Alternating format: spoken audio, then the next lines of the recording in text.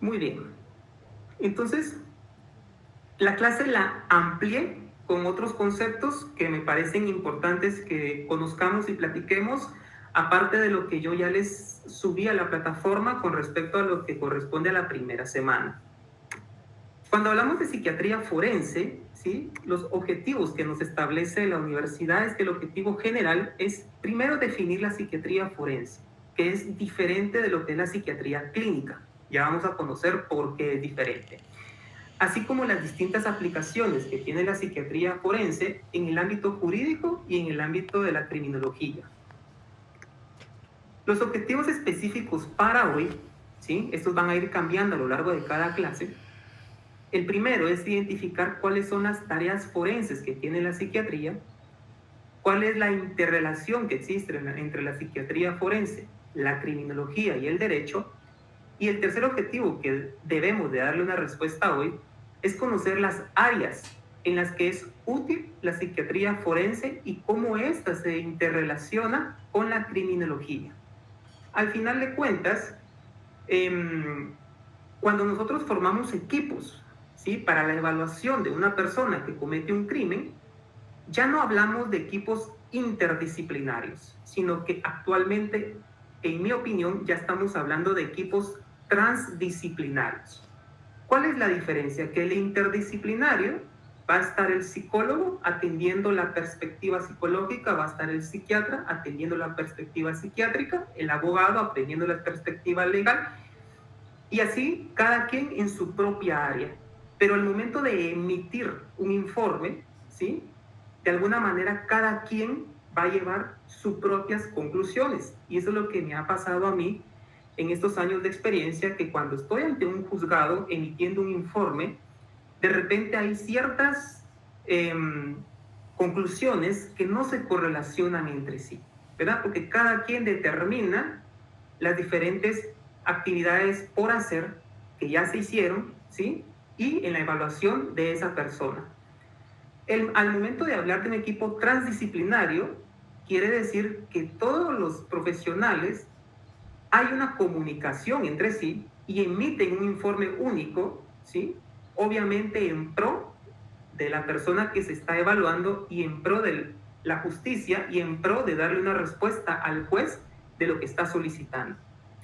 Ese es el mejor de los casos, en mi opinión, el formato transdisciplinario. Ya el interdisciplinario ya se queda un poco corto, ya se queda un poquito atrás al momento de abordar este tipo de situaciones cuando un juez nos está ordenando que debemos de hacer una evaluación de una persona que cometió un crimen. Entonces, según el formato de lo que es la información que nos establece la universidad, cuando hablamos del estudio del fenómeno psicológico, esto es bien interesante porque la psicología hoy en día y lo que es la psiquiatría, voy a estar como que aplazando clase, porque no me miro en la clase, sino que me miro cuando ya me pongo aquí y no me gusta no verme. Cuando hablamos del estudio de los fenómenos psicológicos, ¿sí? A nivel de salud mental, hoy en día ya estamos aplicando un término que se le llama epigenética, ¿sí? Y cuando vamos a hablar de principales psicopatologías criminales, vamos a hablar no solamente del aspecto social que nos puede estar involucrando en el desarrollo de un comportamiento antisocial, sino que también nos va a estar involucrando la parte genética, ¿sí? Y entonces dirán ustedes, una de las preguntas, como la clásica pregunta de primero el huevo o primero la gallina, y muchos responden primero el que hizo la pregunta, ¿no? Pues en el caso de la epigenética, la pregunta es, ¿el antisocial nace o se hace? ¿Sí? Es una respuesta que se discute usualmente en los foros de psiquiatría forense y es algo bien interesante porque entonces ya comenzamos a determinar, bueno, esta persona tiene un comportamiento antisocial, esta persona tiene un comportamiento psicopático, ¿verdad? Que parecieran conceptos similares, lo que es la psicopatía y la antisocialidad, tienen diferentes generaciones, diferentes rasgos que ya vamos a ir conociendo a lo largo del curso.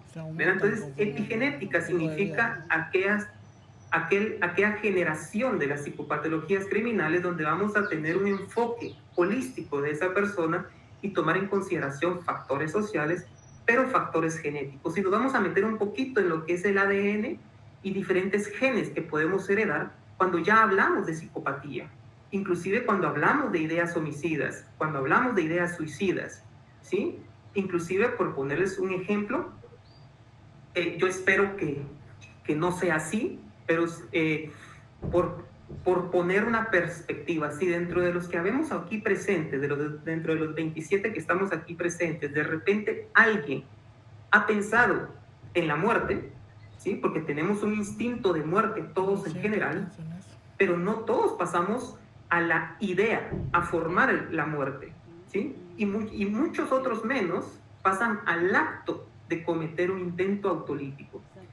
Y algunos otros más sí pasan al acto, pero cuando ya quieren hacerlo, su propio cuerpo los retrocede, ¿sí? Y entonces se preguntan por qué no soy capaz de quitarme la vida.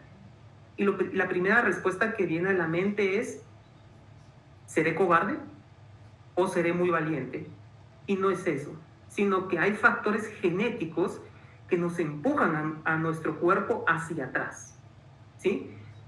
Conscientemente ustedes quieren tomar el comportamiento de quitarse la vida, pero genéticamente estos genes que vamos a ir conociendo a lo largo del curso me retroceden, ¿sí? Igual es con el paciente que puede cometer un comportamiento criminal. No todos tenemos esa tendencia genética a tener un comportamiento criminal. No todos tenemos la tendencia a robar. Por más que nos veamos en las circunstancias adversas de cometer un robo porque no tenemos que comer. Algunos de los que estamos aquí presentes probablemente preferimos morir por no comer a primero cometer un delito, ¿sí? Y es porque nuestro ADN, nuestro ARN, nuestra genética nos hace no tomar esa decisión.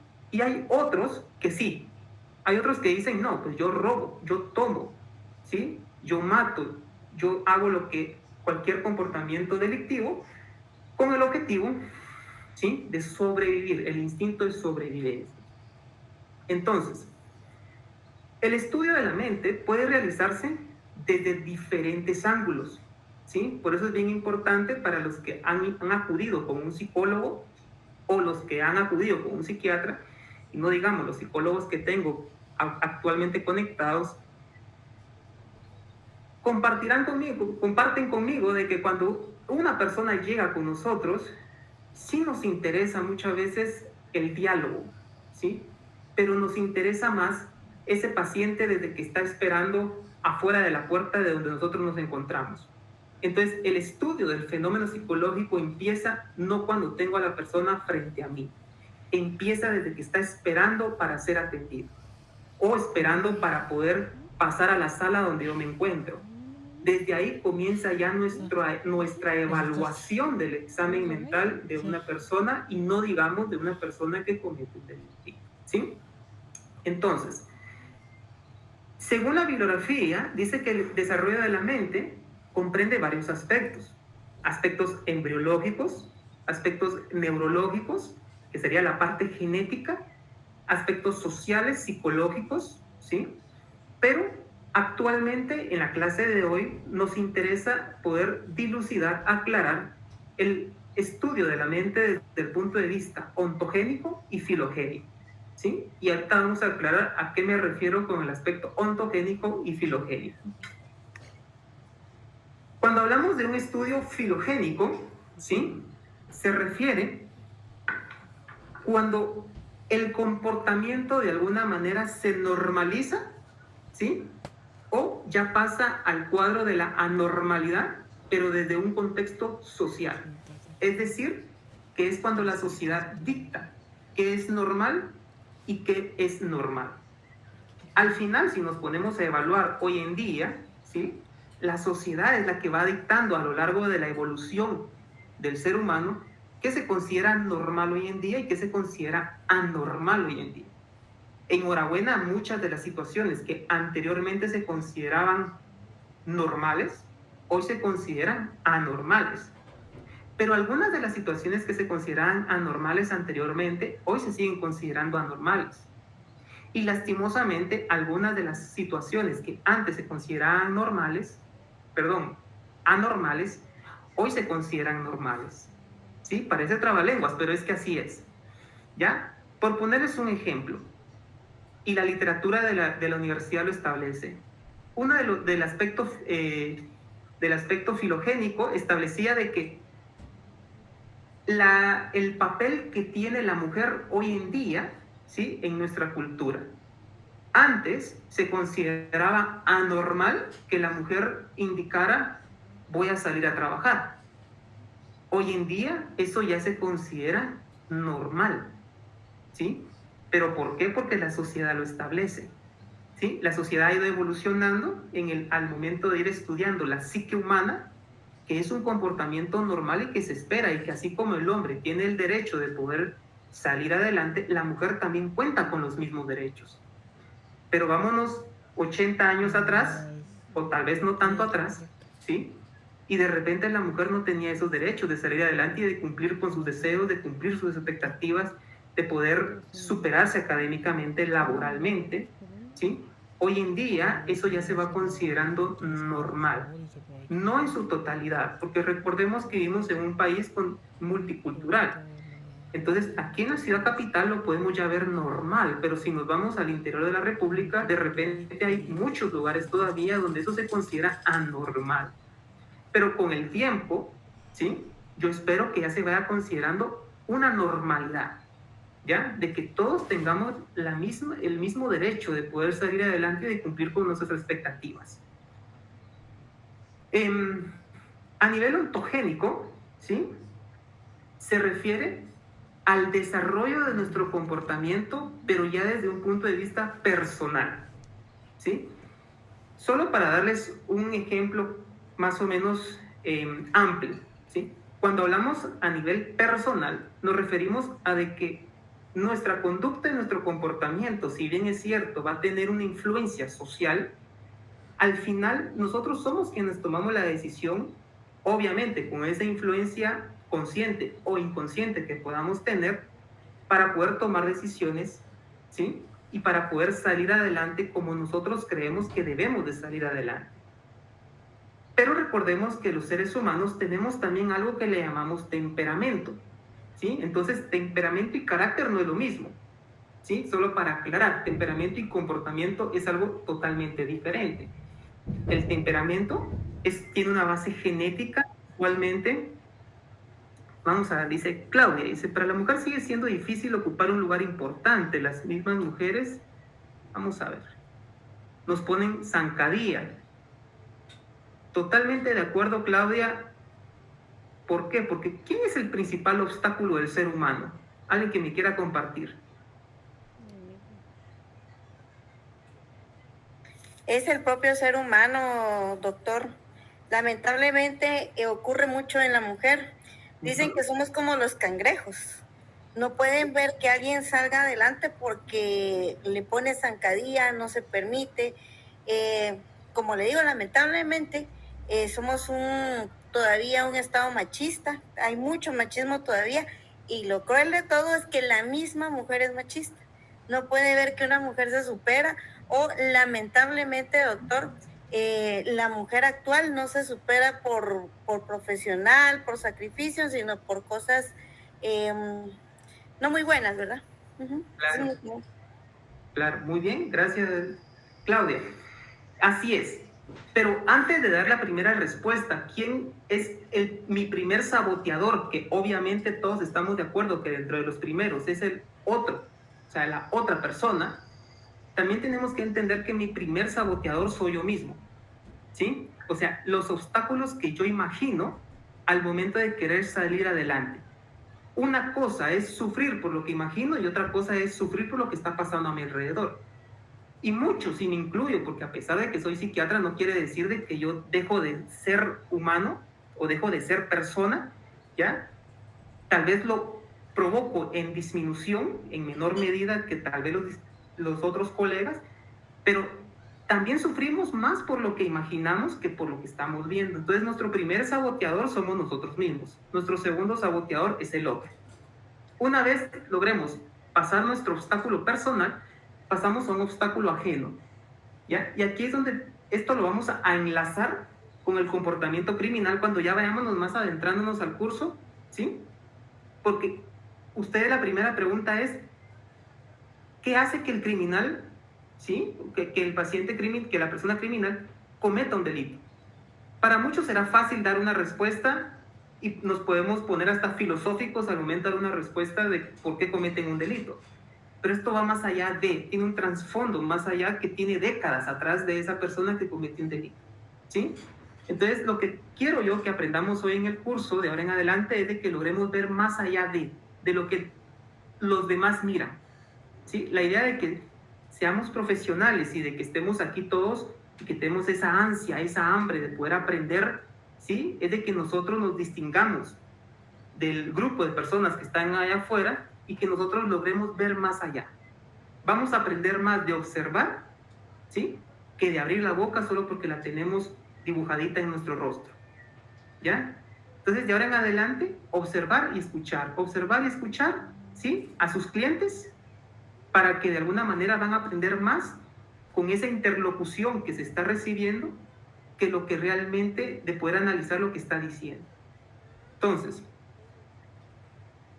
se insiste en la necesidad de considerar la conducta, ¿sí? Como una integración de los aspectos biopsicosociales. Bio viene de lo biológico, ¿sí? Psicológico y social, pues obviamente lo que es la sociedad. En el aspecto biológico debemos recordar que se influye el aspecto genético, los que yo les venía indicando, ¿sí? Ejemplo, si yo tengo un padre con un temperamento difícil, como normalmente decimos, yo de repente voy a heredar parte de esas características de ese temperamento, ¿sí? Y no me puedo hacer el quite, lo voy a heredar, pero en mí está poder controlarlo a través de mi conducta, ¿sí? Porque la conducta va a ser el controlador de mi temperamento. Así como la integridad neuroquímica y neuroanatómica, que de lo contrario es necesario conocer. Finalmente, el temperamento es parte del componente biológico de la conducta que contribuye a formar el carácter. Pero vámonos un poquito más allá porque algunas de las personas que cometen un crimen, ¿sí? De repente dentro de sus antecedentes tuvo una lesión cerebral. En nuestra cultura se cayó de la moto, no llevaba casco, se golpeó fuertemente la cabeza, ¿ya? Y esa persona, después de un accidente, de un traumatismo cráneoencefálico, cuando ustedes ya lo conocen, esa persona se vuelve irritable, tiene cambios de humor bruscos, se vuelven impulsivos, compulsivos, algunos desarrollan un comportamiento obsesivo, ¿ya? Mi pregunta es, ¿será que ese comportamiento lo podemos modificar, lo podemos aminorar, o la persona va a continuar así el resto de su vida y lo podríamos clasificar como un peligroso potencial? ¿Sí? Porque recordemos que la peligrosidad potencial es la capacidad de ser peligroso que cualquiera de nosotros podemos tener, ¿sí? Es como que yo agarrara a un grupo, a una muestra de los que estamos aquí presentes y evalúo su peligrosidad, ¿sí? Obviamente con el consentimiento de cada quien, ¿verdad? No voy a agarrar yo a cualquiera y voy a medir su peligrosidad potencial, no, ¿ya? Pero todos aquí tenemos cierta capacidad de ser peligrosos. Entonces, reitero mi pregunta para quien quiera participar voluntariamente. ¿Será que esa persona que tuvo una lesión cerebral va a continuar así? Y es como decirle a alguien que tiene un cáncer que esa persona no va a cambiar.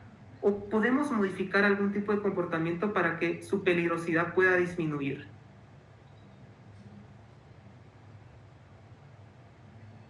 ¿Qué opinan?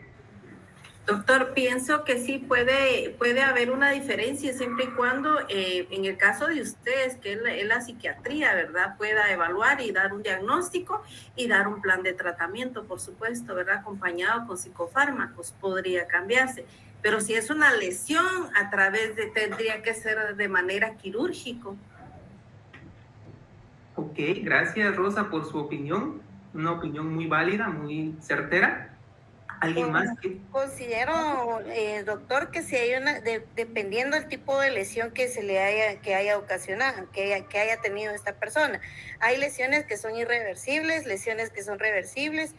En este caso, de igual manera, ¿verdad? Si hubiese sido un poco de una lesión reversible, tendría que estar bajo un tipo de tratamiento y bajo algún tipo psicológico. En el caso de psiquiatría, pues vemos que son enfermedades que ya hay algunas que son irreversibles. En los golpes, por ejemplo, en los golpes hay lesiones que pues ya no se pueden realizar ningún cambio en ellos, considero. Ok, gracias, Claudia. Y aquí opinó Graciela, dice, puede ser una lesión permanente, que solo se podía tratar, pero no eliminar ese comportamiento. Excelente. Vamos a agarrar un poquito de las respuestas de cada una de las tres. Claudia dijo algo bien importante, depende, ¿sí? Parte del ser profesionales establece de que cada cliente que tengamos frente a nuestros ojos no podemos generalizar. Cada cliente es diferente, ¿sí? Mercy, no tenga pena, Mercy, si se desconecta, se vuelve a conectar y yo la vuelvo a admitir, no tenga pena. Entonces, cada cliente es diferente, ¿sí? Ejemplo, si tengo un paciente que yo les decía, con una lesión por una caída en motocicleta, ¿sí? No todos van a tener el mismo comportamiento. Si bien es cierto, existe esa etiqueta de que tuvo un golpe en la cabeza, va a terminar irritable, impulsivo, agresivo, violento, ¿sí? No todos manifiestan un comportamiento similar y no todos manifiestan ese comportamiento ante diferentes escenarios, ¿sí? Va a depender mucho de cada persona. Entonces, primicia, cada cliente que tengamos frente a nuestros ojos es como una manta en blanco, ¿sí? Para poder ser estudiada, y nosotros es un objetivo de establecernos, vamos a estudiar a este paciente desde sus inicios, ¿sí? No porque me venga ya con unos antecedentes de criminalidad altos, ¿sí? Ejemplo, el concepto de peligrosidad criminal para los que son criminólogos. La peligrosidad criminal es la medición de la peligrosidad que existe en una persona que ya ha cometido un delito. Entonces el juez nos dice a nosotros los psiquiatras, mírame qué tan peligroso pueda llegar a ser esa persona y el riesgo que existe de volver a cometer un delito, ¿sí? Entonces, esa es la primera primicia. La segunda, lo que decía Rosa, puede controlarse al paciente con fármacos, ¿sí? Si es una lesión irreversible, sí debemos de ser directos con la familia y con el paciente, no en la primera sesión, sino que en las sesiones posteriores, cuando ya haya una alianza con ese cliente, en decirle, con medicamento vas a estar mejor que sin medicamento. Con medicamento tus comportamientos erráticos van a disminuir, pero posiblemente no se van a quitar. ¿Van a haber recaídas? Sí, pero van a ser menos frecuentes y menos intensas que sin medicamento. Hay que tener mucha empatía al momento de compartir estas situaciones, porque entonces el paciente puede percibirlo como un trauma y nosotros le estamos generando un trauma adicional de lo que ya se está estudiando. Entonces, y con respecto a lo que decía Graciela, dice, puede ser una lesión permanente, que solamente se trata pero no se elimina, ¿verdad? Muy parecido a lo que compartía Rosa en su opinión profesional. Entonces, la psiquiatría forense es la rama de la medicina legal, sin embargo yo agregaría aquí que la psiquiatría forense es una rama de la psiquiatría clínica, ¿sí? Porque la psiquiatría clínica es aquella que nosotros desarrollamos en un consultorio con un paciente que paga nuestros honorarios para poder ser evaluado, diagnosticado y tratado, ¿sí? En cambio, la psiquiatría forense usualmente es en el ámbito judicial, es cuando un juez nos dice, doctor, establezca si esta persona se encuentra en sus facultades mentales, detecte si esta persona cuando cometió un delito estaba en sus facultades mentales, si estaba antes en sus facultades mentales y si después continúa en sus facultades mentales. O el proceso de interdicción, ¿sí? El proceso de interdicción es inhabilitar mentalmente a una persona para que su esposa, sus hijos puedan tomar decisiones acerca de su patrimonio, por ponerles un ejemplo. Ese es el ámbito de aplicación de lo que es la psiquiatría forense. Entonces, la psiquiatría forense facilita el camino hacia la integración de las ciencias jurídicas y sirve como un auxilio a la administración de la justicia en los aspectos relativos al estado mental de una persona. Por eso me gusta mucho cuando estoy en juzgados, porque me encanta poder llegar al juzgado y ver al equipo de profesionales, al abogado, al psicólogo, al trabajador social, al pedagogo, a los asesores, a la jueza o al juez, ¿sí? Porque entonces se convierte en una discusión profesional de alto nivel con el objetivo de esclarecer lo que se quiere esclarecer. Al final nosotros servimos como asesores al juez para que él pueda tomar la decisión más certera, ¿sí? Ejemplo, si el juez me está a mí estableciendo, aplicando la psiquiatría forense en un proceso judicial para que yo evalúe si esa persona se encuentra en sus facultades mentales o estuvo en sus facultades mentales al cometer un delito, o no se encuentra en sus facultades mentales, o peor aún, si esa persona tiene una discapacidad mental, una discapacidad intelectual de moderada a grave o severa, el juez puede ser muy explícito, muy claro en poder explicar el proceso, pero el cliente no le va a comprender.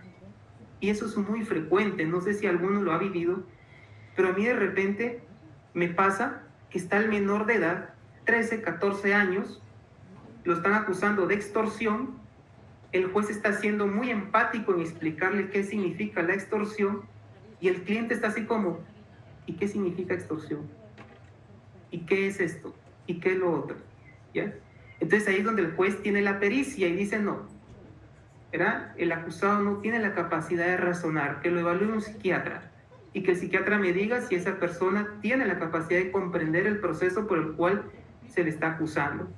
Entonces ya venimos nosotros, evaluamos a este paciente, pasamos pruebas neuropsicológicas, pruebas forenses y ya establecemos si hay una discapacidad intelectual y si sí la hay, el grado en la que se encuentra y poder explicarle al juez con lujo de detalles qué sí y qué no le va a comprender, qué sí y qué no va a ser independiente de esa persona, qué sí y qué no va a depender de esa persona.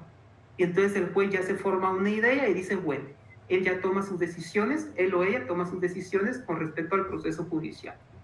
Porque claro está que no pueden llevar un proceso si esa persona no se encuentra en sus facultades mentales en el momento de una audiencia. Yo he estado en audiencias donde se han suspendido porque la persona no capta, no comprende. O es como decirle a una persona que está en un cuadro psicótico, escuchando y viendo cosas que no son, que esté dentro de una audiencia. No. O sea, el juez va a decir, en su derecho va a decir a esta persona estabilícenla, regrésenla a su normalidad y ya después me la traen y ya llevamos a cabo el proceso, ¿sí? Pero primero es estabilizar al paciente, si en caso hay que estabilizarlo, o si es un diagnóstico genético, entonces no hay que estabilizar nada porque es una condición irreversible, intratable, incurable, crónica, ¿sí? Y entonces estas palabras que yo acabo de decir deben ser bien específicas. Mira, cuando yo empecé en el ámbito forense, me decía, los jueces me decían, doctor, establezca si la condición es irreversible o irreversible. Y entonces yo aprendí que se debe de poner irreversible, intratable, incurable, crónica. No susceptible de tratarse con fármacos o sí susceptible de tratarse con fármacos y qué esperar si se trata con fármacos, ¿ya? Porque vuelvo a lo mismo, no todos manejamos el mismo lenguaje y es válido, por eso es que cada quien escogemos nuestras áreas para poder desempeñarnos. Entonces, la psiquiatría forense cumple varias funciones y dentro de ellas es una ciencia auxiliar, tiene una función pericial que es la que nos vamos a enfocar principalmente en el curso y tiene una parte de asesoría, apoyo de expertos en la investigación criminal, que aquí es donde entran los criminólogos, la integración a la investigación criminológica, asistencial a personas aseguradas y privados de libertad, ¿sí? Estas son las funciones que tiene la psiquiatría forense actualmente. Ser nombrado, ¿sí?, en un proceso judicial por la autoridad competente, ¿sí?, es poder desarrollar nuestro trabajo para lo cual estamos siendo nombrados. Claudia, que es la abogada que tenemos presente, nos sabrá aclarar perfectamente que yo como psiquiatra no me puedo involucrar en un caso en el cual no haya sido invitado. ¿Sí? Al menos que el juez competente me lo esté solicitando, o al menos que la familia de la persona del acusado esté solicitando una evaluación, ¿sí? Por un perito de un psiquiatra forense. Pero que yo venga y me quiera involucrar en el proceso, me van a decir muchas gracias, pero no.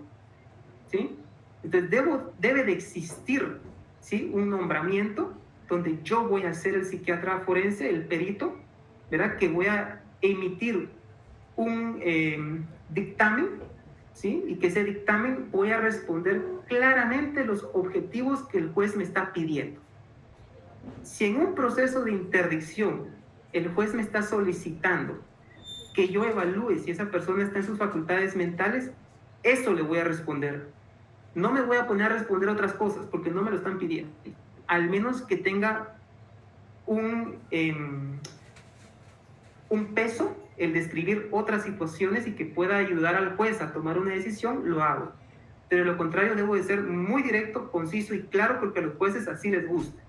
No les gusta que nos vayamos por las ramas. Es, doctor, sí o no está en sus facultades mentales. Si sí está en sus facultades mentales, demuéstreme cómo llegó a esa conclusión, y si no, demuéstreme en qué capacidades no está hábil en sus facultades mentales. Entonces, debemos de ser juramentados por un juez. De lo contrario, nuestra valoración y el consiguiente informe, ¿sí? O dictamen estarán al margen de la ley. Y esto está normado y contenido en el artículo 234 del Código Procesal Penal. Y aquí se los coloqué abajo, ¿verdad? ¿Qué significa el dictamen? El dictamen será fundado y contendrá una relación detallada de las operaciones practicadas y sus resultados, las observaciones de las partes o de sus consultores técnicos y las conclusiones que se formulen respecto de cada tema pericial de manera clara y precisa. ¿Qué significa esto? Que si yo, como psiquiatra forense, voy a emitir un informe, mis conclusiones deben ir justificadas. No solo un informe escueto donde yo diga, está inhábil mentalmente y se acabó. No. Debo de describir, ¿sí? ¿Qué pruebas le realicé? Pruebas neuropsicológicas, pruebas forenses, ¿sí?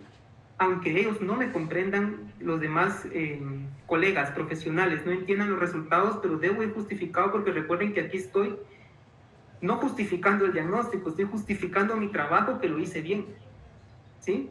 Porque parte de los nombramientos dice que debo de hacer bien mi trabajo, ¿ya?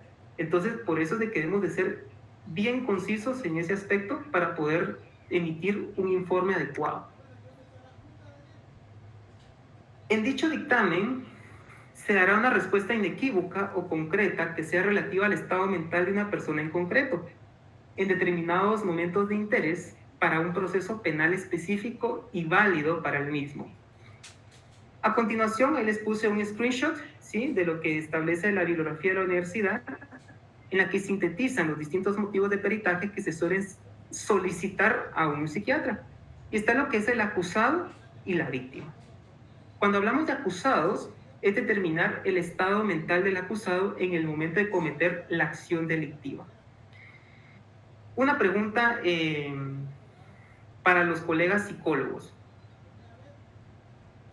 ¿Cuál de los componentes del examen mental es el que mejor sintetiza para poder determinar si esa persona está en sus facultades mentales o no? ¿Quién me quiere participar voluntariamente?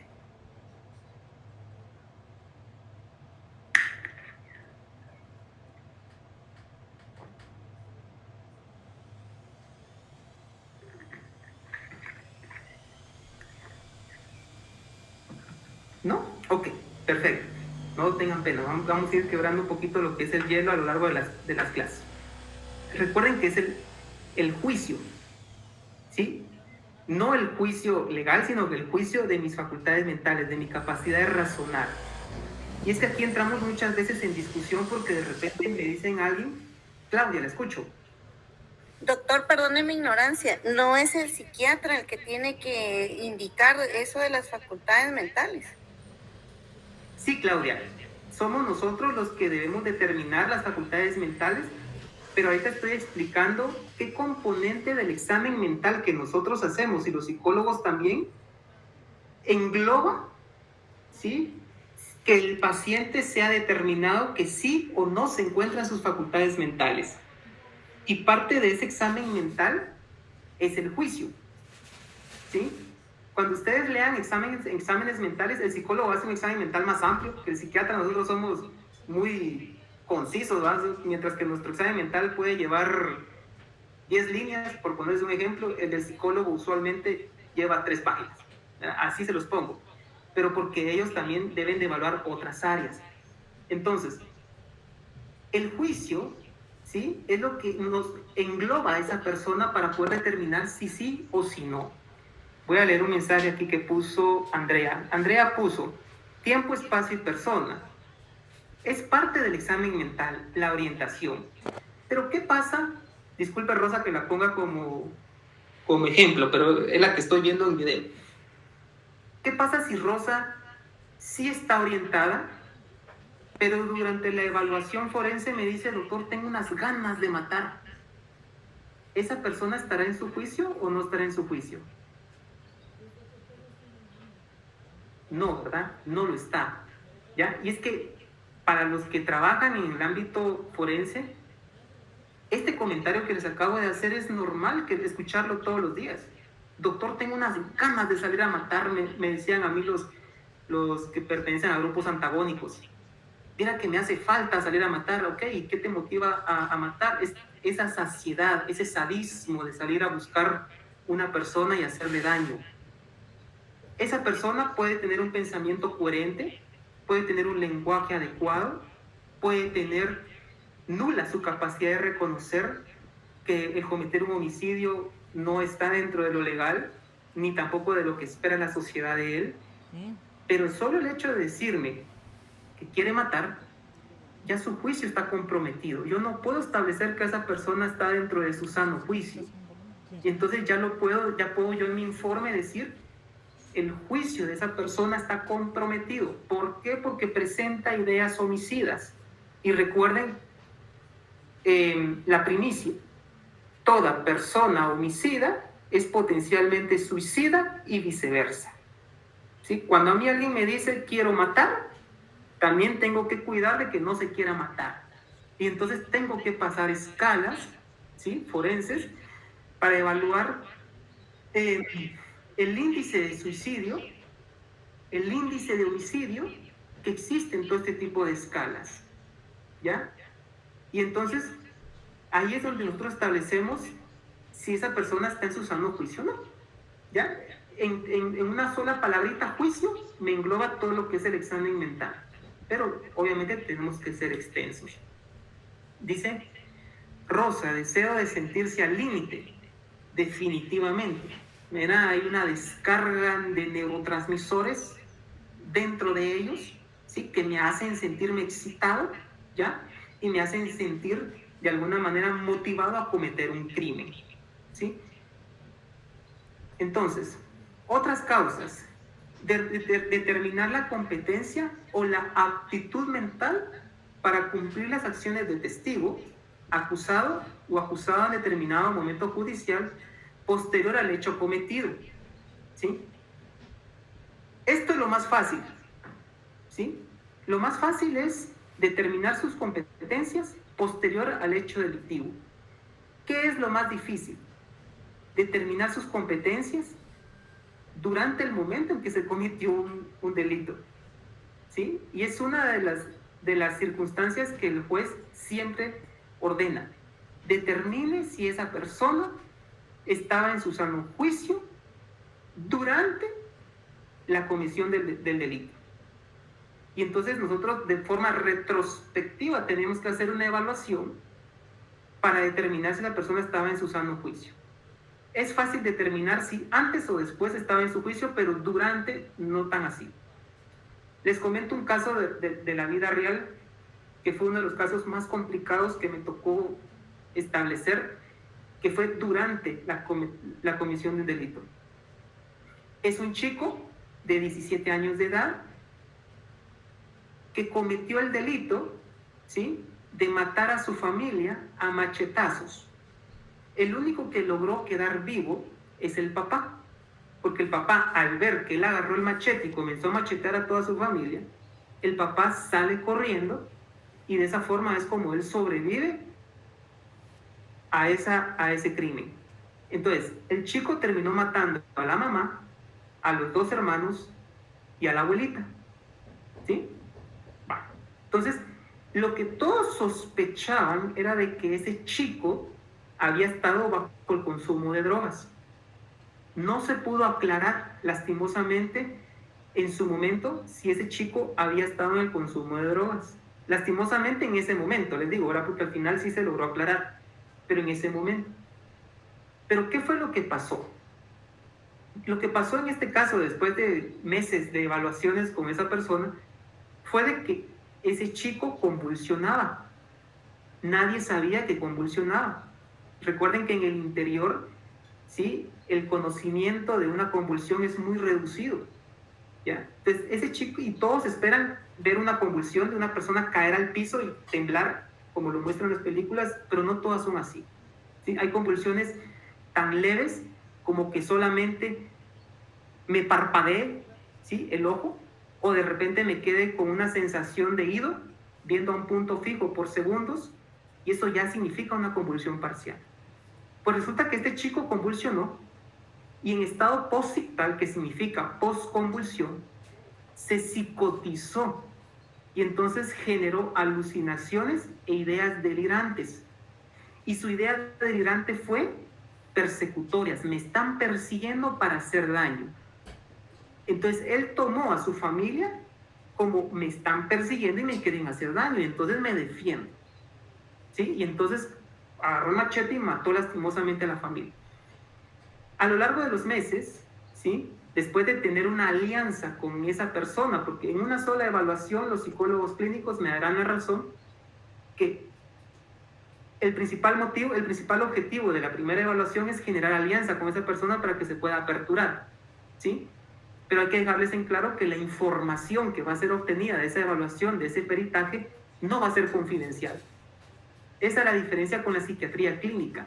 En la clínica yo le debo de alguna manera asegurar a mi cliente que la información es confidencial, a excepción de que un juez me lo solicite o a excepción de que el riesgo de esa persona o terceras personas se vea comprometido su vida.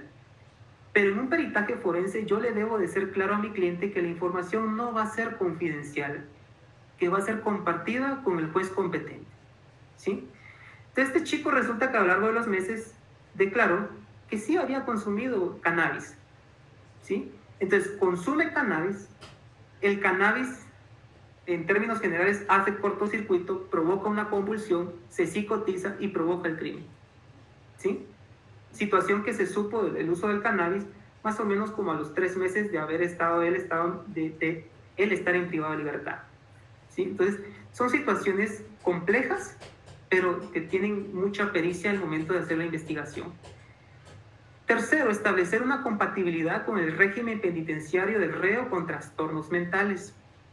Peritar a aquella persona que es considerado en un supuesto estado peligroso por una enfermedad mental o toxicomanía en relación de valorar cambios en el régimen de aseguramiento terapéutico. Una pregunta para los que no son psicólogos, una pregunta para la abogada, para el criminólogo y para el mercadólogo. ¿Qué consideran ustedes, colegas? ¿Es más peligroso? O les voy a poner mejor un ejemplo hipotético. Van caminando ustedes por la avenida Bolívar. De un lado de la acera ven a una persona, como le decimos usualmente loquito, venir caminando hacia nosotros, y en la otra acera vemos a una persona de los que le llamamos cholos. Y nosotros nos encontramos en medio y sí o sí tenemos que tomar una acera. ¿Por cuál acera se irían?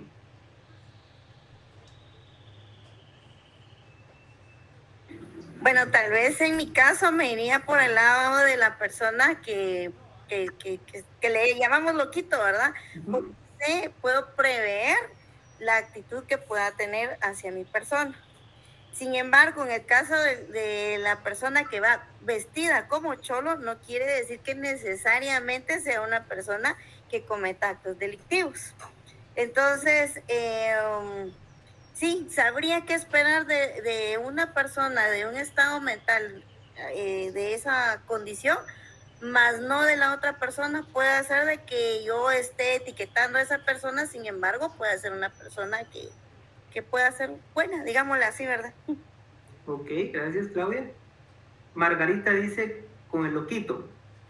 Miren que es, después de muchos años es la palabra, utilizo la palabra loquito porque la había logrado anular del uso de mi vocabulario, pero es para que los que no se dedican a la salud mental me puedan comprender. Entonces, el índice de criminalidad del paciente psiquiátrico es menor que el de la población general. ¿Sí? Eso lo tienen que tener bien en claro. No significa que el paciente esquizofrénico, bipolar, va a tener mayor índice de criminalidad que la población en general. No. ¿Sí? Entonces yo concuerdo con ustedes. Yo me iría por la acera del loquito que del cholo. Aunque prejuiciosamente, como dice Claudia, por verlo vestido de cholo, yo ya lo relaciono con un grupo antagónico. ¿Ya? Pero el loquito, de alguna manera, como su comportamiento y su pensamiento está desorganizado, entonces posiblemente si me quiere hacer algo me puedo defender. En cambio, el que pertenece a un grupo antagónico, como su pensamiento y su comportamiento va a estar organizado en teoría, entonces sus actos van a estar con un objetivo per se. En cambio, el loquito, sus objetivos son, ¿sí?, de alguna manera desalineados. Entonces, el índice de criminalidad es menor en pacientes con un trastorno mental. Ahora, cuando hablamos de peritaje forense en víctimas, debemos determinar o nos va a ayudar para poder determinar el estado mental de una víctima al momento de sufrir un delito. Determinar posibles secuelas psíquicas en la víctima como una consecuencia de determinados delitos, principalmente para la persona que me comentó que trabajaba con, si no estoy mal y no escuché mal, con personas con abuso sexual, sin antecedente de abuso sexual. Creo que alguien me dijo que trabajaba con ese grupo de personas. No me dejarán de mentir, hoy en día yo sigo considerando que el antecedente de abuso sexual es una etiqueta, ¿sí?, que la persona se lleva a lo largo de toda su vida. Aún siendo intervenido desde el punto de vista psicológico y psiquiátrico, es una etiqueta que repercute a esa persona a lo largo de toda su historia. Entonces, el peritaje forense en una víctima me va a ayudar para poder evaluar qué secuelas psíquicas puede tener la comisión de un delito sobre esa persona. Entonces, validar la confiabilidad del testimonio o la competencia para testificar en menores de edad y efectuar exámenes relativos a la competencia para testimoniar a las falsas confesiones y denuncias en adultos. ¿Qué pasa aquí? Si está el informe psiquiátrico en una audiencia, porque usualmente en las audiencias, cuando estamos hablando a nivel de Estado, solicita que el psiquiatra esté presente en las audiencias, ¿sí? Cuando es a nivel privado, usualmente no solicitan que el psiquiatra esté en la mayoría de los casos, con el informe es suficiente. Pero ¿qué pasa si el juez determina que el informe es inespecífico? ¿Cuál consideran ustedes que es el proceder si dentro de la lectura de la audiencia el informe es inespecífico? Que no sea Claudia, porque hay que encendió su camarita y Claudia nos va a dar la respuesta fácil. Después le doy el chance, Claudia, si no me logran contestar los otros colegas. Alguien que haya estado en esta situación o haya escuchado de esta situación, que de repente el juez diga, no, este informe es inespecífico, no me da conclusiones certeras, claras, entonces, ¿qué hacemos? ¿No? Ok, Claudia, le doy la palabra, cuéntenos. Bueno, en este caso se tendría que suspender primero la audiencia porque el dictamen no genera duda. Entonces, al generar dudas se debe de ampliar lo que es el dictamen y el juez indicará en qué aspectos es que no está claro ese dictamen para que se amplíe y va a ser, podría ser un auto de mejor fallar, que se le llama así en algún momento, ¿verdad? Ok, gracias Claudia. Exacto, ¿verdad? Y de hecho aquí la bibliografía que establece la universidad también indica algo correcto, es de que si en caso el informe necesita refutarse o necesita ratificarse, se le pide al INASIF, ¿sí?, que Psiquiatría Forense también rinda un informe para ratificar o refutar el informe del psiquiatra particular que emitió ese dictamen, ¿sí? Entonces, el INASIF tiene un papel bien importante a nivel forense en estos casos. De hecho, lo establece la ley, ¿sí?, que debe del INASIF también intervenir en este tipo de procesos para que puedan tenerse de alguna manera una mayor validez, una mayor seguridad, una mayor confiabilidad, ¿sí?, y que el juez pueda tomar mejor su decisión, porque recuerden que estamos, en el caso de los acusados, estamos dejando libre o dejando privado a una persona con un supuesto de peligrosidad, ¿sí? Entonces hay que tener mucha cautela.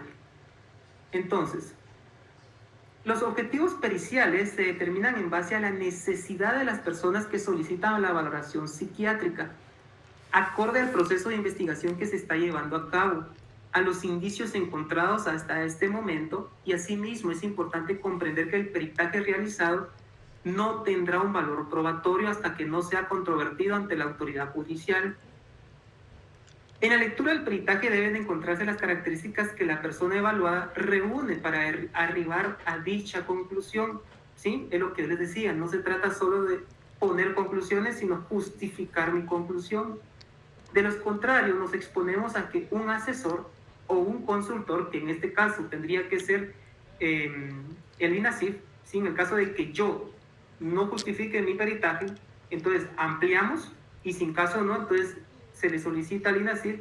Ahorita últimamente, el último caso fue la semana pasada, donde en un proceso de interdicción para inhabilitar de sus facultades mentales a una persona por arriba de los 80 años que tuvo una extracción de un tumor cerebral, pero prácticamente quedó inhábil. Entonces se solicitó la evaluación de psiquiatría forense particular, que en mi caso fueron contratados mis servicios, y aparte el INASIF, que también se presentó ante el hospital para hacer su evaluación y rendir su informe. ¿Sí? En este caso, enhorabuena, pues los dos informes coincidían, ¿sí?, con las conclusiones, y obviamente también el juez en esos casos llega al lugar donde está el paciente para poder verificar, ¿sí? Entonces, las tres partes coinciden para el momento de emitir un resultado. La función de asesoría, también conocida como una consultoría, es la posibilidad de que las partes se hagan acompañar durante el debate o el foro por expertos en la materia como apoyo al jurista. En otras palabras, al igual que en otros ámbitos periciales, un psiquiatra experto en el área de psiquiatría forense estudiará el peritaje realizado por un perito y actuará de la forma procesalmente establecida, apoyando a cualquiera de las dos partes dentro de un proceso penal. Esto es, a la defensa técnica o a la fiscalía, con la finalidad de garantizar que la valoración psiquiátrica, el dictamen y los conocimientos del perito son idóneos y objetivos. Entonces, uno de los principios básicos de la función pericial, esto ya se los mencioné antes, es de que no se refiere a la atención de pacientes. ¿Por qué no? Porque la atención a pacientes, es lo que yo les decía, conlleva una confidencialidad. Entonces, cuando hablamos, yo trato en mi mente de definir esa diferencia, que cuando estoy en mi consultorio le digo paciente, pero cuando estoy de asesor legal le digo cliente. Y eso me hace a mí dividir, ¿sí?, en mi conciencia de que a ese cliente yo no le puedo prometer confidencialidad, porque el informe la evaluación es con el objetivo de rendir un informe, el cual va a poder ser visto por otros profesionales y evaluado. ¿Ya? Entonces, esa es la diferencia que yo hago, aunque cliente, pues de repente los colegas psicólogos saben que de repente, según el enfoque psicoterapéutico que tenga cada quien, de repente también le pueden llamar cliente a su paciente, y es válido también, ¿verdad? Entonces, cuando la conducta delictiva no se materializa como consecuencia de un proceso psicológico, pudiera no exigirse responsabilidad a la agente, lo cual se refleja penalmente en las eximentes de la responsabilidad penal. ¿Qué significa la inimputabilidad? Que son los menores de edad penal y determinados enfermos. La justificación, el que actúa obligado y sin otra opción menos dañina. Y la inculpación, que es el que actúa equivocado. La eximente por inimputabilidad, que es la más frecuente por la cual se solicitan los servicios de un psiquiatra, es subjetiva porque proviene del propio sujeto. En este tipo de causa existe el hecho, pero no existe el sujeto psicológico que lo comete. Faltan los componentes subjetivos del delito, sea porque no se desarrollaron, sea porque una enfermedad mental los borró permanentemente o de forma temporal coincidente con la acción u omisión constitutiva del delito. Aquí es donde yo pongo el ejemplo más claro hoy en día. Y la abogada no me lo dejará de mentir, y los que se dedican a la parte forense también no me lo dejarán de mentir. Que fingen demencia, como le decimos usualmente a las personas que cometen un delito. ¿Verdad? Cuando nos presentamos a esas personas, yo no recuerdo, no pasó nada, yo estaba dormido, ¿sí? Y entonces comienzan a fingir una amnesia, ¿sí? La amnesia significa la pérdida de memoria, ¿ya? Inclusive he conocido a algunos colegas, Claudia, no se me vaya a ofender, porque no estoy hablando de su persona, he conocido a algunos colegas abogados que de repente le dicen a su cliente, mira, fingí demencia, o fingí una enfermedad mental porque eso te va a ayudar, ¿ya? Y entonces cuando ya llega el psiquiatra o el psicólogo ¿Sí, Claudia, le escucho? Sí, es correcto lo que usted indica, doctor. Y pues no me ofendo porque yo defiendo mi postura, pero es mía. Sin embargo, yo conozco lo que usted indica. Ok. Muchos colegas que hacen eso. Inclusive, fíjese que tuve, por cuestiones de amistad, tuve que acudir al centro de la zona 18. Y ahí me di cuenta que es correcto lo que usted decía. Fíjese que hubo un tiempo, yo creo que ahorita ya no está ocurriendo mucho esto, en que los mareros fingían tener una enfermedad para ser inimputables. Entonces, como no se les podía poner en un centro de privación de libertad, la ley indica que tienen que ir a un centro de ese tipo de enfermedades. Entonces, era mucho más joven cuando fui a ese lugar, me percaté de esa situación y lo más cruel, digámoslo así, de toda esta situación, doctor, es que estos delincuentes violaban a las personas que sí estaban con su enfermedad mental, ¿verdad? Lo que usted dice es cierto, eso pasa. Y como la misma ley le da la potestad a la persona de ser inimputable, inimputable quiere decir que no puede ser perseguido por la justicia, que no puede ser perseguido legalmente. Entonces, pasó mucho, es correcto lo que usted dice. Y fíjese, doctor, que si tengo yo así como que algo, porque decían que también estas personas tienen un IQ alto, porque pueden engañar al psiquiatra, pueden engañar al psicólogo, lo que sucede también con el polígrafo. Tenía en su momento, no digo todos, pero tuve un amigo militar y él me decía, mire, si el polígrafo es lo más fácil de engañar. Entonces sí me quedaron esas dudas con lo del IQ y con lo del polígrafo.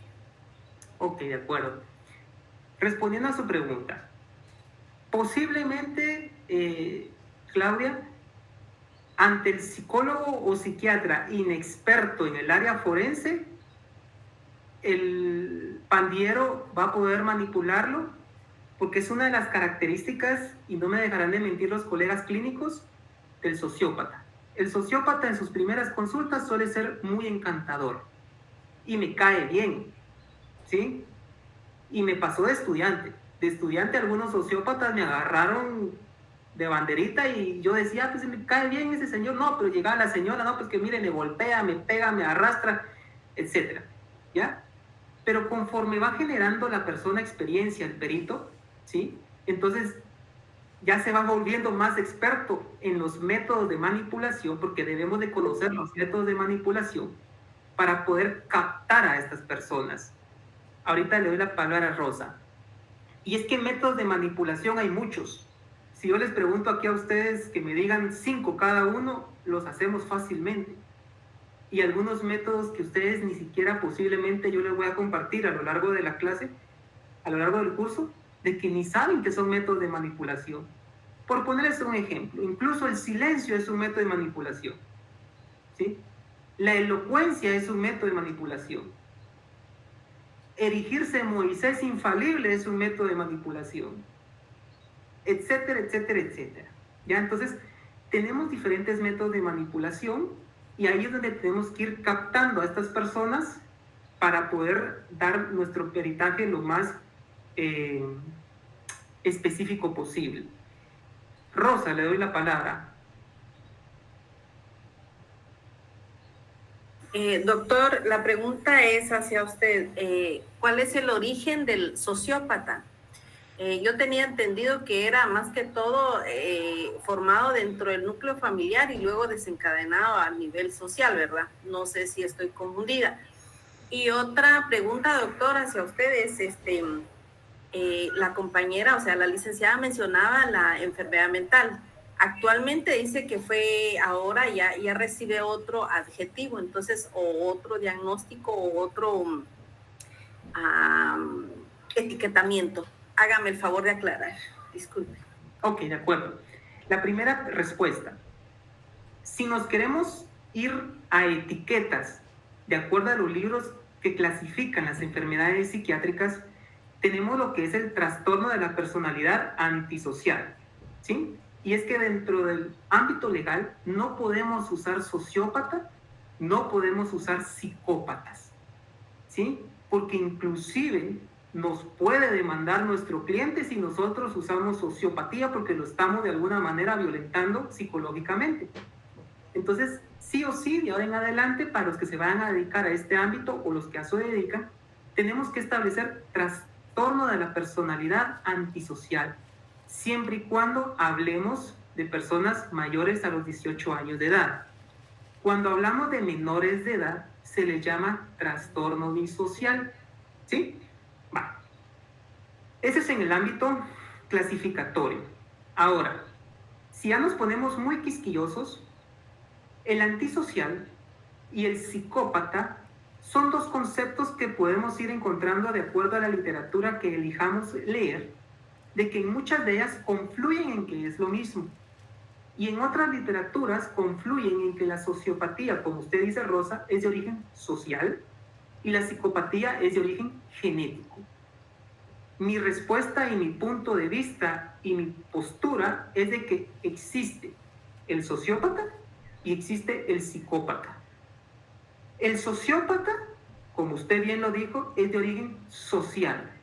La sociedad lo formó, ¿sí? La crianza, la percepción que tuvo ese individuo de su entorno social y los diferentes factores culturales que nos involucran. Y el psicópata es totalmente de comportamiento genético, ¿sí? ¿Cuál es más funcional? ¿Cuál creen ustedes? Sociópata. No.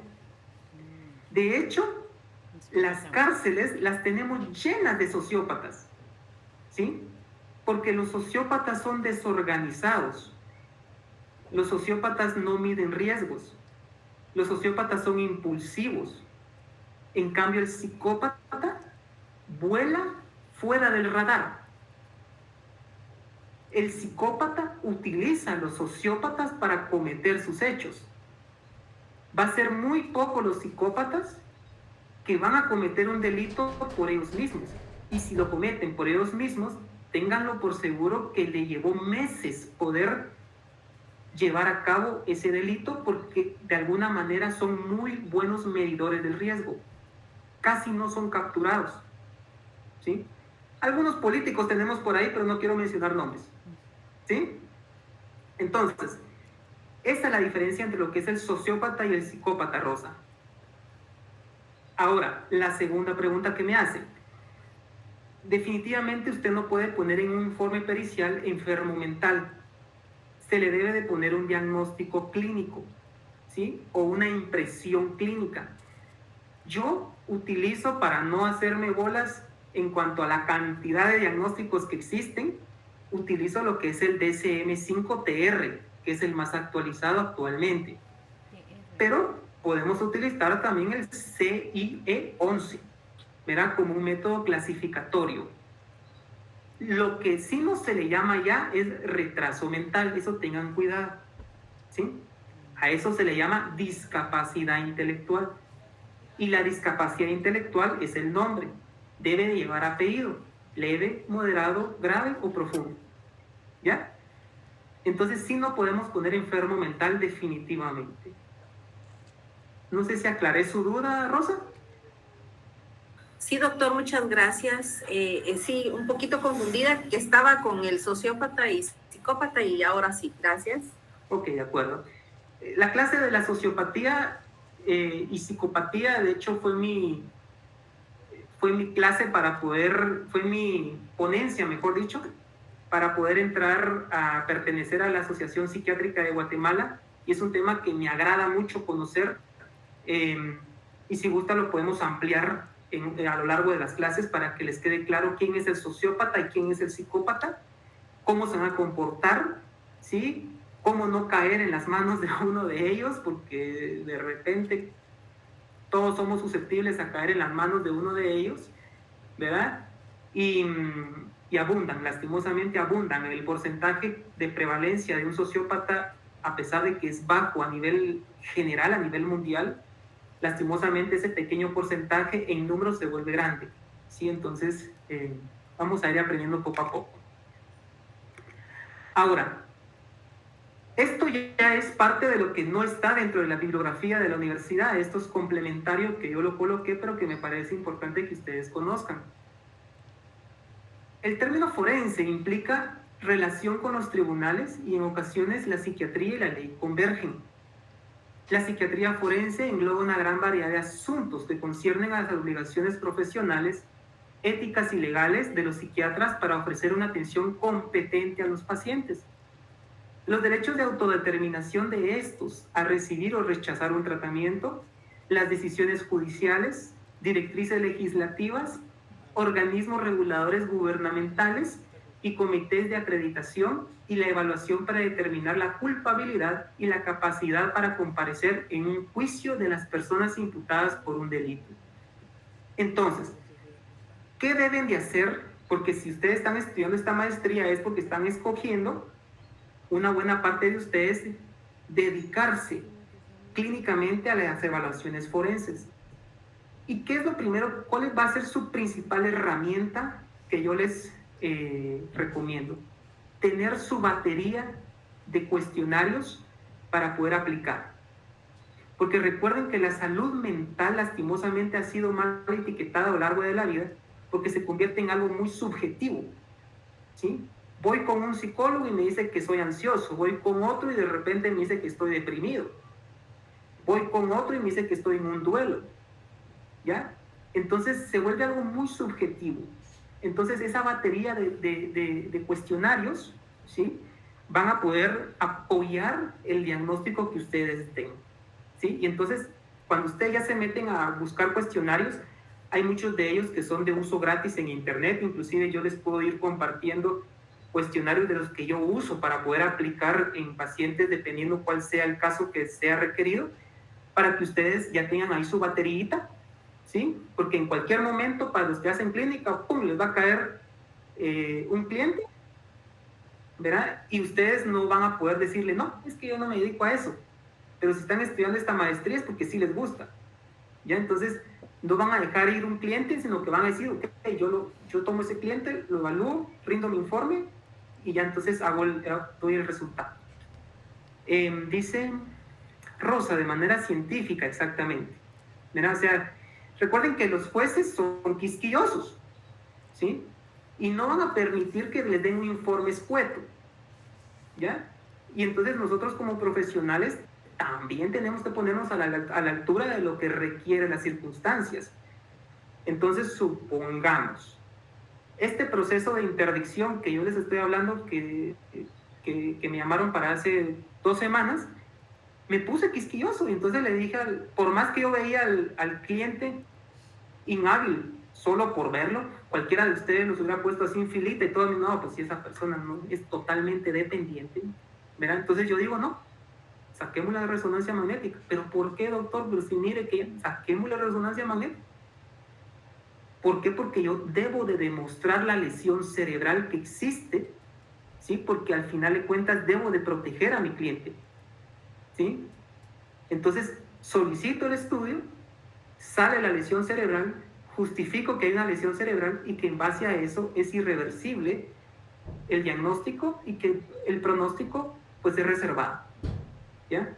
Pero no solo puedo ir a ver lo que está así como dependiente totalmente. Créanme que los simuladores son muy buenos también, algunos de ellos, ¿sí?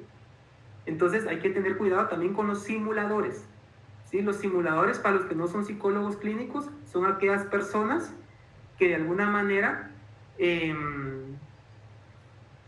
olvidan hacer algo o creen tener algo y nos lo hacen creer a terceras personas que sí existe.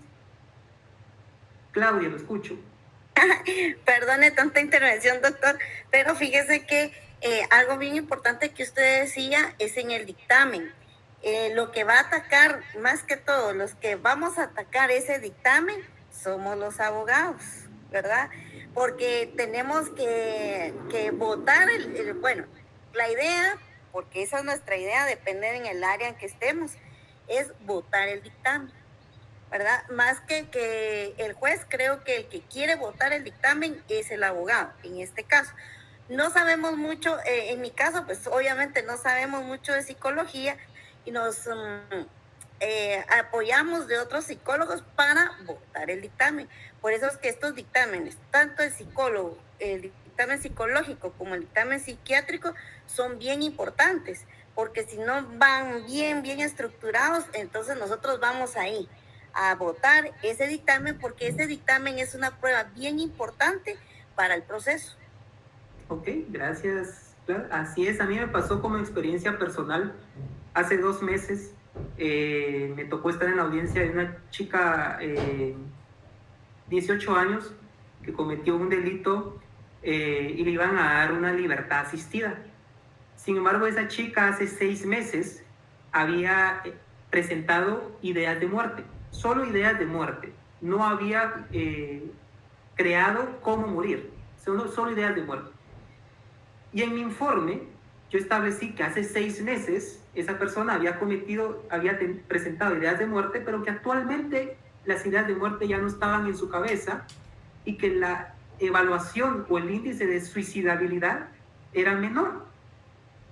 Y me recuerdo muy bien porque me molesté, me enojé, y resulta que al finalizar la audiencia, después de estar 2 horas ahí sentadito escuchando otras cosas, de repente el Ministerio Público dice, no le demos libertad asistida porque la paciente hace 6 meses presentó ideas de muerte y sacarla sería un riesgo. Y pum, se acabó. Yo me quedé así como, y como dice Claudia, ¿verdad? O sea, se van a agarrar de cualquier cosita para, pum, ¿verdad? Tomar la decisión que ellos consideren que sea la correcta. Entonces hay que ser muy, muy específicos, ¿verdad? Entonces, bueno, los códigos éticos y las directrices para el ejercicio de la labor de las organizaciones profesionales, así como el cumplimiento, también pertenecen al ámbito de la psiquiatría forense.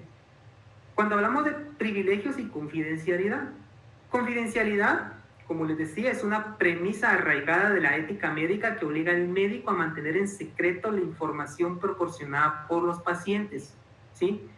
Esta obligación profesional se denomina confidencialidad y se aplica a determinadas poblaciones, ¿sí? ¿Por qué determinadas poblaciones? Porque ya les dije, en el ámbito judicial no le podemos prometer confidencialidad a esa persona, en el ámbito clínico parcialmente. Porque si el paciente me dice en mi consultorio, me quiero matar y al salir de aquí me voy y me tiro un puente, ¿sí?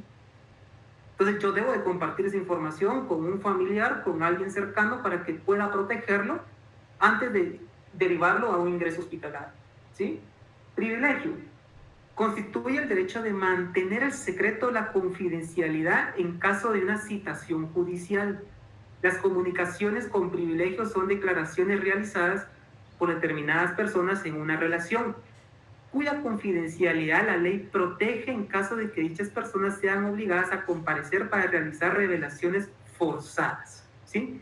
Que es lo que a los clínicos en cualquier momento les puede llegar, ¿sí? Una orden del juez en decir que debe de comparecer, ¿sí? Ante una audiencia, ante un juzgado, para poder dar cierta información, y lo debemos de hacer, ¿sí? Porque es una orden. Entonces, el derecho de privilegio pertenece al paciente y no al médico, por lo que el paciente puede renunciar a él. La citación judicial puede forzar al psiquiatra a romper la confidencialidad, y los tribunales deben ser capaces de obligar a los testigos a testificar para que la ley funcione adecuadamente. La citación judicial obliga a un testigo a comparecer ante un tribunal o declarar bajo juramento. A los médicos se les requiere para que aporten sus propias notas y documentos relevantes, aunque la potestad de emitir una citación corresponde al juez. Se expiden de mantener rutinaria a petición del abogado que representa a una de las partes de un litigio. Para los que no han estado en audiencias, prácticamente cuando llega el perito, en mi caso personal, cuando estoy como psiquiatra, prácticamente casi solo me presento a ratificar mi informe. Y eso es lo que quiere escuchar el juez. Doctor, ¿ratifica su informe? Sí. ¿O quiere ampliarlo? No, ya está todo establecido ahí. Pero entonces ya me pongo a disposición para cualquier otra pregunta que tenga algunos de los otros profesionales de las entidades que nos acompañan, ¿verdad? Que dependiendo del caso, pues van a estar diferentes profesionales ahí. Usualmente, como dice Claudia, van a ser psicólogos en su mayoría. Muy pocas veces me he topado en audiencias donde habemos dos psiquiatras, ¿verdad? El del INASIF y yo. Una o dos veces, tal vez, de las como... Ya perdí la cuenta de las audiencias en las que he estado, pero muy pocas veces. Regularmente son psicólogos, y psicólogos con mucha experiencia, ¿verdad? Sentaditos ahí, evaluando informes, evaluando resultados, etcétera, etcétera. Consentimiento informado debe incluir una explicación clara de los procedimientos que van a seguirse y de sus propósitos. Esto es bien importante, de una vez se los digo ya a los colegas que quieran comenzar a hacer clínica, y a los que ya están haciendo clínica, debemos de tener un consentimiento informado, porque si bien es cierto, a nivel legal no está estructurado, ¿sí? Pero algo nos protege, ¿ya?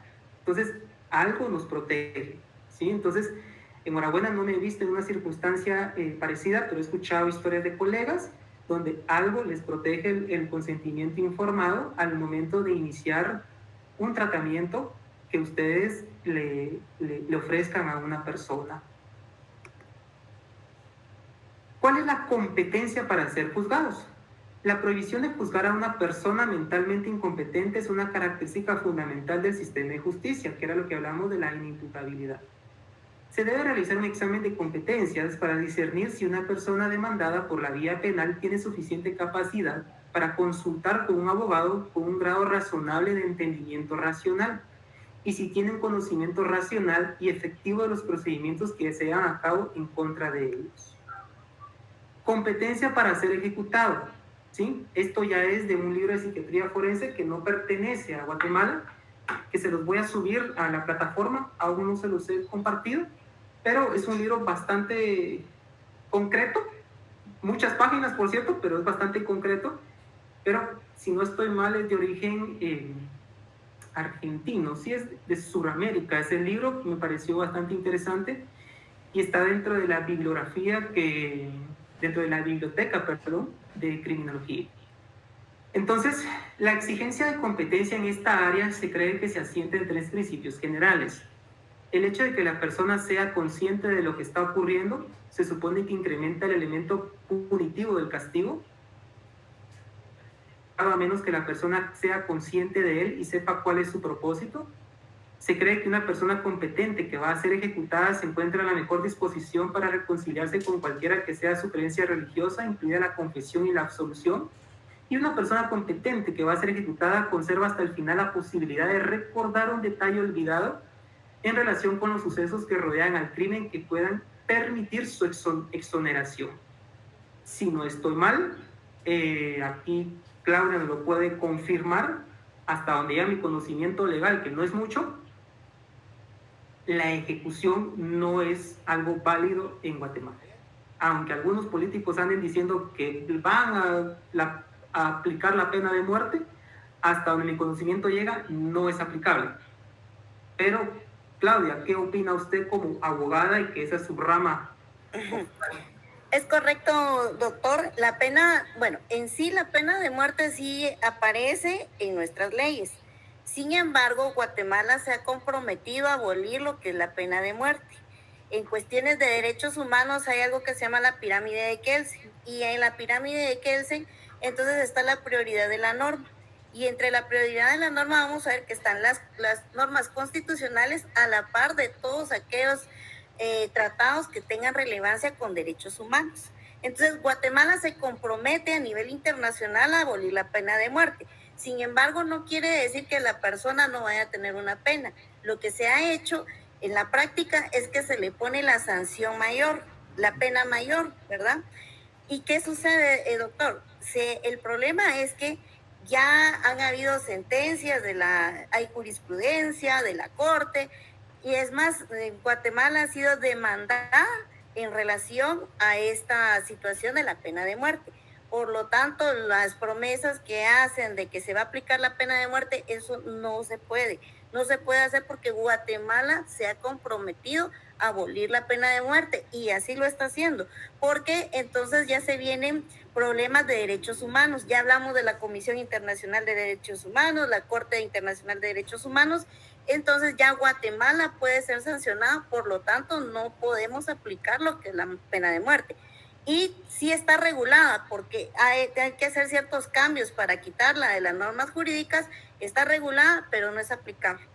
Ok, muchas gracias, Claudia. Entonces, sí estoy en lo correcto, ¿verdad? Para que ustedes también, colegas, se lleven una idea de que pues, la pena de muerte no es aplicable. Responsabilidad penal. Bueno, de acuerdo con el derecho penal, el hecho de cometer un acto que es perjudicial para la sociedad no es el único criterio para decidir si se ha cometido o no un delito. El acto reprobable debe tener dos componentes: una conducta voluntaria y una intención maliciosa. En sus nombres latinos, actus reus mens rea. No puede existir una intención maliciosa cuando el estado mental del transgresor es deficiente, tan anormal o está enfermo que le priva de la capacidad de actuar de manera racional. Solo puede recurrirse a la ley cuando se lleva a cabo una acción ilegal. Ni la conducta, aunque resulte dañina, ni el intento de causar un daño son en sí mismos una base de acción penal. Una pregunta para los colegas psicólogos. Dentro de lo que es la criminología debemos de establecer diferentes conceptos, ¿sí? Y hay dos conceptos bien importantes: la agresividad y la violencia. ¿Cuál es la diferencia que ustedes establecerían de qué es la agresividad y qué es la violencia?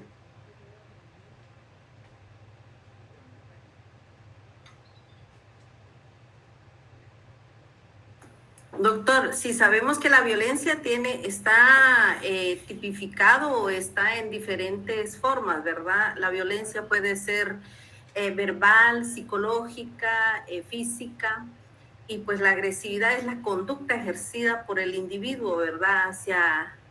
Hacia la víctima. Ok. ¿Alguien más? Antes de que yo emitir mi opinión al respecto, ¿algún colega más psicólogo? Si me permite, doctor. Ahorita, Claudia, solo dar la palabra a Iris y después Claudia. Iris, hay también María André. Primero Iris, Claudia y María André. En ese orden. Iris, la escucho. Gracias, doctor. Sí, bueno, para mí la violencia pues siempre va a tener como fin dañar, ¿verdad?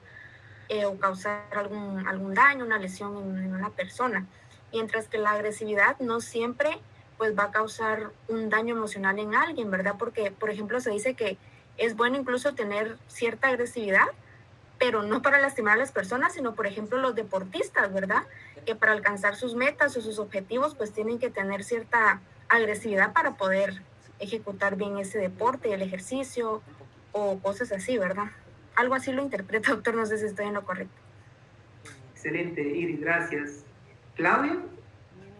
Bueno, considero que la violencia es ocasional y la agresividad es más que tiene más sobre la persona, porque hablaba la compañera de lo que es la violencia psicológica y la física, que está tipificada, pero en una ley que norma la violencia contra la mujer. Sin embargo, pues existe todo tipo de violencia, ¿verdad? Solo está tipificada en violencia contra la mujer. En la otra área está tipificada como lesiones, etcétera, ¿verdad? Pero considero que una persona va a ser agresiva como parte de su personalidad. Y agresión no necesariamente quiere decir golpe, sino considero, ¿verdad, doctor? Me disculpo si estoy hablando de forma errónea. Y ahora, la violencia, eso es ocasional. Voy a hacerlo pues cuando se suscite el hecho. Y la violencia podría utilizarse en varios aspectos de la vida. Por ejemplo, en mi caso, me considero violenta al momento que alguien quiera ejercerle un daño a mi familia. Sin embargo, me considero también una persona agresiva porque asumo riesgos. En ese sentido, considero que es la agresión. Esa es mi opinión, doctor. Muy bien, gracias Claudia. Y María Andrea. Doctor, la violencia es consciente, mientras que la agresividad es un acto impulsivo. Ok, gracias. Bueno, todas tienen parte del concepto de lo que es la agresividad y la violencia. La violencia es el acto motor con la intención de cometer un daño. ¿Sí? Eso es violencia. Cuando ya lleva un comportamiento con la intención de causar daño. Y la agresividad, como bien decía Iris, existe la agresividad positiva y la agresividad negativa. Y entonces me van a preguntar qué es agresividad positiva. Iris y Claudia lo definieron muy bien. La agresividad positiva es la que cuando yo quiero emprender, para los que tienen negocios, ¿sí? Aplico para que ese negocio salga adelante. A eso le llamamos agresividad. Pero existe la agresividad negativa, ¿sí? Que no necesariamente tiene que llevar un comportamiento motor, ¿ya? Solamente es un sentimiento, una expresión. Esa es la diferencia entre agresividad y violencia. Pero entonces hay otros conceptos que vamos a manejar a lo largo del curso como irritabilidad e ira, ¿sí? Y entonces, ¿dónde están estos dos dentro de estos dos? ¿Sí? Y los vamos a ir desarrollando y definiendo, pero hoy quedémonos con ese concepto de violencia y agresividad. En la próxima, ira, irritabilidad, ¿sí? Y así para que podamos ir definiendo a la persona que comete un delito cuando ya nos adentremos en las psicopatologías como tal. Esto creo que no me va a dar tiempo, esto ya es extra al contenido de hoy, pero me gustaría que ustedes lo leyeran fuera de la clase, ¿verdad? Y si tienen preguntas, es bastante interesante la regla Magnaten. Y está lo que es el impulso irresistible, que es parte de la regla Magnaten, pero como bien decía la compañera, existe lo que es el impulso y existe lo que es la compulsión. Ambos tienen su componente genético de actuar diferente de nuestras estructuras cerebrales. De ahora en adelante, un concepto que debemos de manejar es la distinción entre pulsión e instinto, ¿sí? Instinto es lo que nos diferencia de los animales. El animal posee el instinto, ¿sí? Pulsión es lo que nos caracteriza como personas, ¿sí? ¿Por qué? Porque la pulsión lleva el componente del raciocinio, el instinto no. ¿Ya? Por eso es que ustedes ven a los perritos teniendo relaciones en las calles. Eso es el instinto, ¿sí? Pero al ser humano que está dentro de sus facultades mentales no lo van a ver haciendo eso en las calles, ¿sí? Esa es la diferencia entre pulsión e instinto. Culpable pero enfermo mental, ¿verdad? Dice, este veredicto está disponible para el jurado si el acusado alega ser no culpable debido a una enfermedad mental. Cuando se alega enfermedad mental hay posibles veredictos: no culpable debido a una enfermedad mental, culpable pero enfermo mental o culpable, ¿sí? Esto es desde el punto de vista muy subjetivo de alguna manera, ¿verdad? Dentro de esta bibliografía que yo les voy a subir para que ustedes tengan un amplio conocimiento de ello. Entonces, en términos generales, ¿sí? La psiquiatría forense es la psiquiatría que está en función de la justicia y su objeto es el estudio del hombre enfermo que está de la mente, ya sea un violador de la normativa jurídica o ya esté necesitando de protección jurídica. Su objetivo, recogido en su propia definición, es resolver todas las situaciones en que la salud o la enfermedad mental puedan plantear un problema al derecho y que es independiente de su ámbito de aplicación. No obstante, son los campos del derecho penal y civil donde alcanza su mayor desarrollo, aunque sin olvidar otros como el social, el contencioso y el canónico. Entonces esto es un poquito más de lo que es el informe pericial, ¿verdad? Que lo pueden leer ustedes fuera de la clase y hacerme las preguntas al inicio de la próxima sesión o en las próximas sesiones, pero ya vamos a tener tiempo para ir aclarando un poquito todos los conceptos por los cuales ustedes les interesa lo que es el curso. Entonces, preguntas o dudas que tengan de la clase de hoy.